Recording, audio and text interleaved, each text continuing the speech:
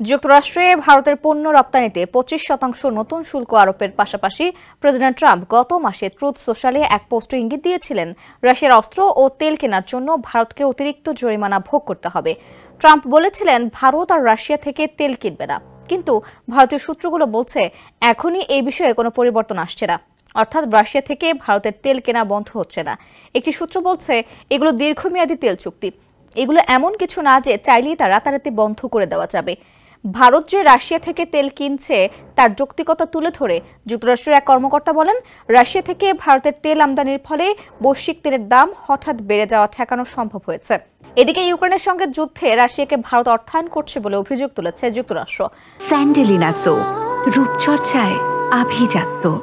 মার্কিন president Donald ট্রাম্পের একজন শীর্ষ সহযোগী অভিযোগ করেছেন, ভারত মস্কো থেকে তেল কিনে ইউক্রেনের রাশিয়ার যুদ্ধে কার্যকরভাবে অর্থায়ন করছে।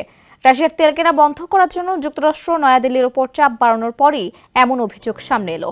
হোয়াইট হাউসের ডেপুটি চিফ অব স্টাফ এবং ট্রাম্পের সবচেয়ে প্রভাবশালী সহযোগী স্টিফেন মিলার বলেছেন, ট্রাম্প খুব স্পষ্টভাবে বলেছেন রাশিয়ার কাছ থেকে ভারতের তেল কিনে এই যুদ্ধে অর্থায়ন চালিয়ে যাওয়া গ্রহণযোগ্য নয়। ফক্স নিউজের সানডে মর্নিং ফিউচার্স অনুষ্ঠানে মিলার বলেন, মানুষ জেনে অবাক হবে যে ভারত মূলত রাশিয়ার তেল কেনার ক্ষেত্রে চীনের সঙ্গে সম্পৃক্ত। এটি একটি আশ্চর্যজনক তথ্য।